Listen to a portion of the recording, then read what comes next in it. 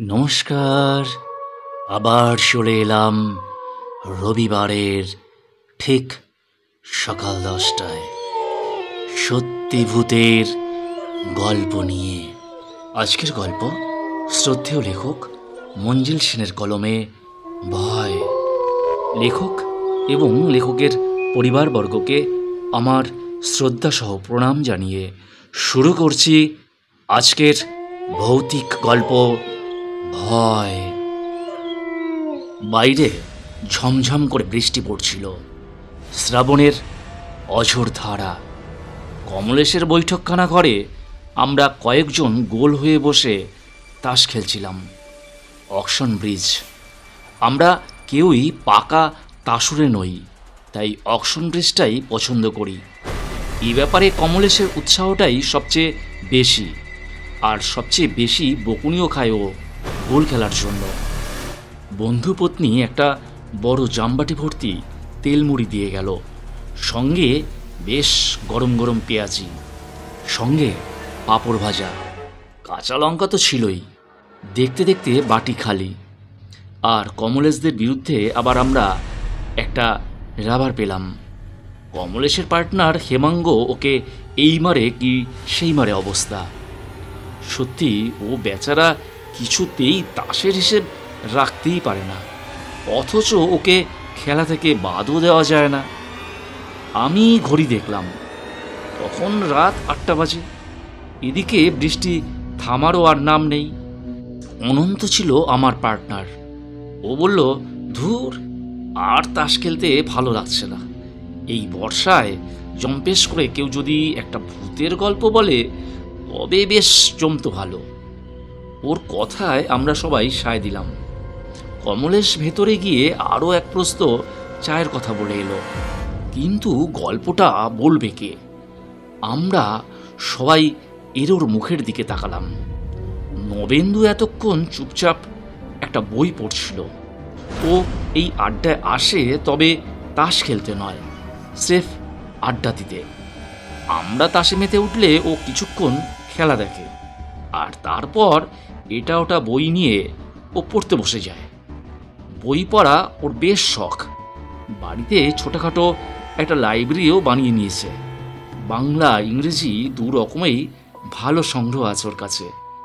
আমাদের সঙ্গে পরিচয় বেশি দিনের নয়। অনন্ত হঠাৎ নবেন্দুর দিকে ফিরে বলল, মশাই, আপনি আমাদের আড্ডায় নতুন। আপনার মুখেই শুনেছি এক সময় আপনাকে অনেক ঘোরাঘুরি করতে হয়েছিল। আপনার কি কোনো ভূতের ঘটনা জানা নেই?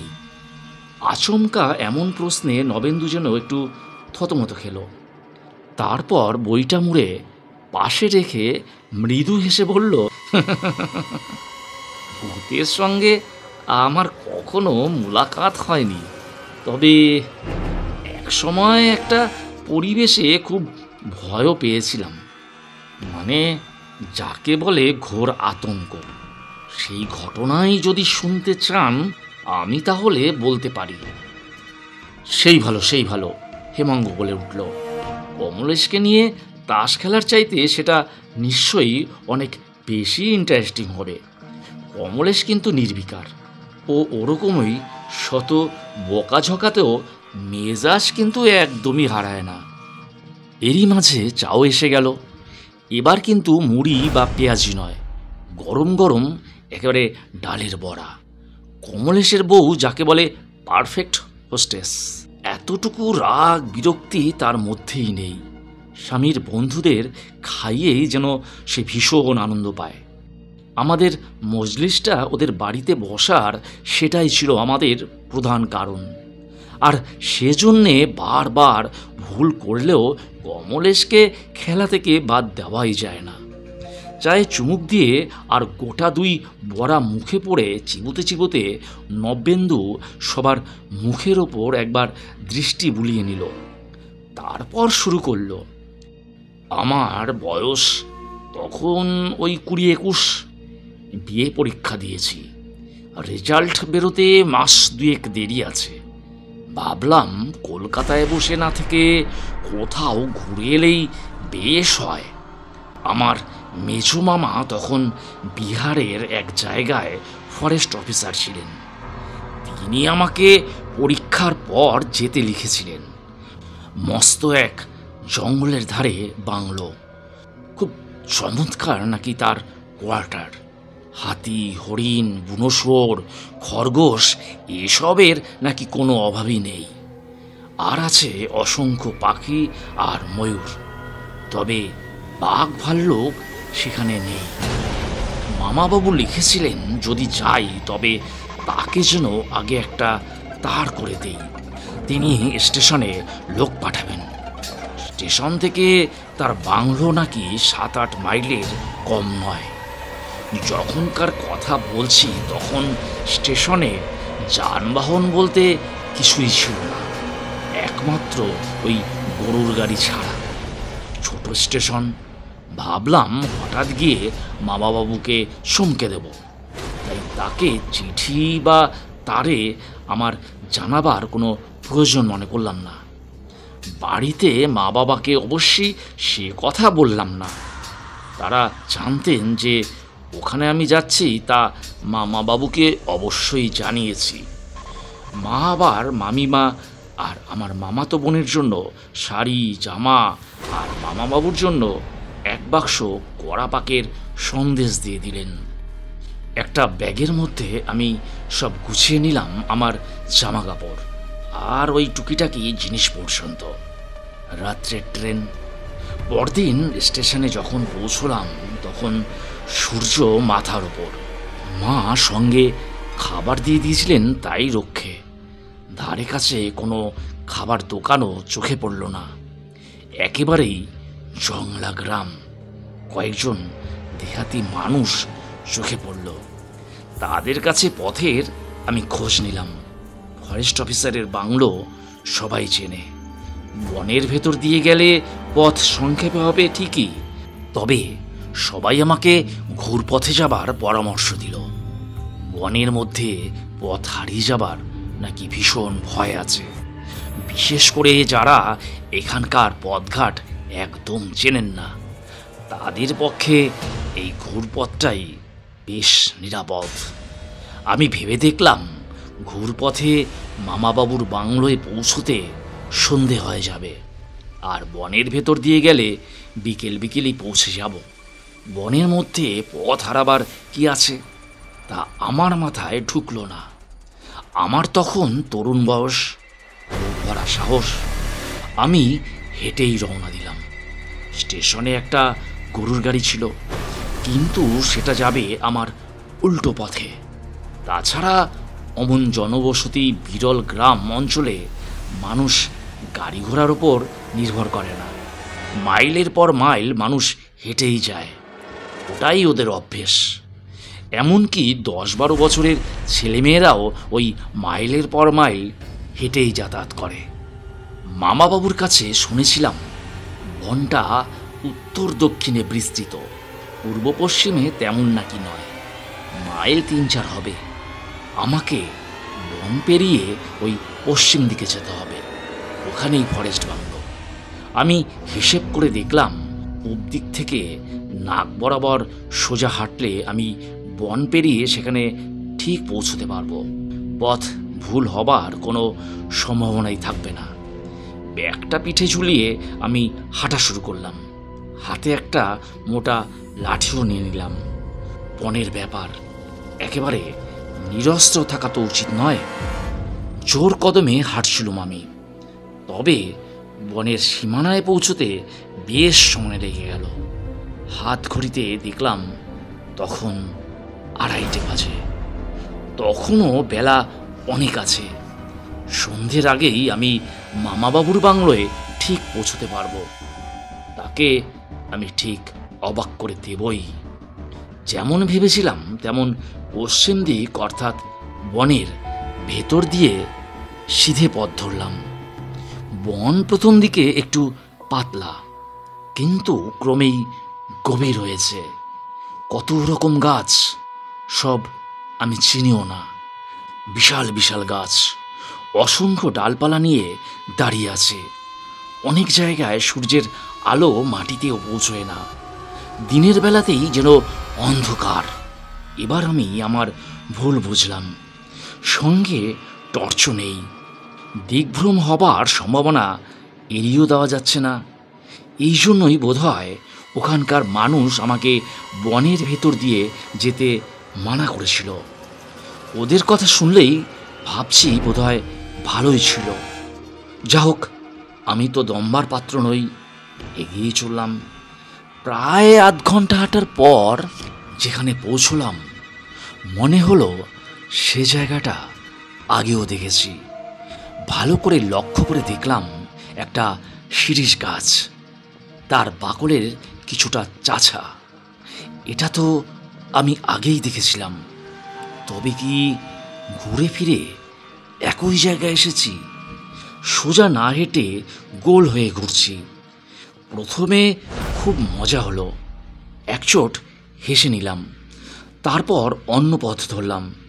মিনিট 20 হাঁটার পর আমি চমকে উঠলাম। সেই শিরীষ গাছটার তলাতেই এসে দাঁড়িয়েছি। এবার বুকের ভেতরটা কেমন যেন শিরশির করে উঠল। এ কী গোলক ধাঁধায় পড়লাম? বারবার একই ভুল হচ্ছে কেন? মনে মনে পশ্চিম দিক অনুমান করে আবার হাঁটা দিলাম। এদিকে সারা শরীরে ঘামের বন্যা নেমেছে। সেই কখন থেকে হাঁটছি, মাথায় রোদ নিয়েও কম হাঁটা হয়নি। বেশ কিছুক্ষণ হাঁটার পর একটু বিশ্রাম নেবার জন্য একটা গাছের তলায় বসে পড়লাম। ওপর দিকে তাকাতেই শরীর হিম হয়ে গেল। সেই শিরীষ গাছের তলাতেই যেন আমি বসে আছি। এতক্ষণ হেঁটে একটুও এগোতে পারিনি, সেই গাছটার কাছেই ফিরে এসেছি। এদিকে তেষ্টায় বুকের ছাতি যেন ফেটে যাচ্ছে। নবেন্দু একটু থামল, তারপর শ্রোতাদের মুখের ওপর চোখ বুলিয়ে বলল, আমার তখনকার মনের অবস্থাটা আপনারা একবার ভেবে দেখুন। গভীর অরণ্য, আবছা অন্ধকার, আমি একা প্রায় নিরস্ত্র সেই বনে ঘুরপাক খাচ্ছি। বেরুবার পথ আমি খুঁজে পাচ্ছি না। এদিকে সূর্যাস্ত যাবার সময় হয়ে এসেছে। বনের মধ্যে নেমে আসবে নিশ্চিদ্র অন্ধকার। বন থেকে বেরুবার কোনো আশাই আর থাকবে না। আপনারা প্রত্যেকেই কোনো না কোনো সময়ে ভয় পেয়েছেন। কেউ ভূতের ভয়, কেউ চোর ডাকাতের ভয়, কিংবা অন্য কোনো ধরনের ভয়। কিন্তু সেই পরন্ত বেলায় ওই বনের মধ্যে নিঃসঙ্গ নিঃসহায় আমি যা ভয় পেয়েছিলাম তা ভাষায় আপনাদের বোঝাতে পারবো না। সে এক ভয়ঙ্কর অনুভূতি। গা ছমছম করা অনুভূতির চাইতেও অনেক বেশি আতঙ্কজনক। তবে কি বনের এই গোলকধাঁধায় উদ্ভ্রান্তের মতো ঘুরে ঘুরে আমাকে অকালে মরতে হবে? শেয়াল আর শকুনে আমার মৃতদেহটা ছিঁড়ে ছিঁড়ে খাবে? ভাবতেও আমার গায়ে কাঁটা দিয়ে উঠল। তবুও তখনও পর্যন্ত কোনো বন্য প্রাণীর মুখোমুখি আমাকে হতে হয়নি। কিন্তু সন্ধ্যের পর তারা যখন খাবারের খোঁজে বেরোবে, তখন বাঘ ভাল্লুক ছাড়া অন্য হিংস্র প্রাণী কি থাকতে পারে না? অজগর, ময়াল এসব তো বনেই থাকে। তবু আমি সাহসে ভর করে উঠে দাঁড়ালাম।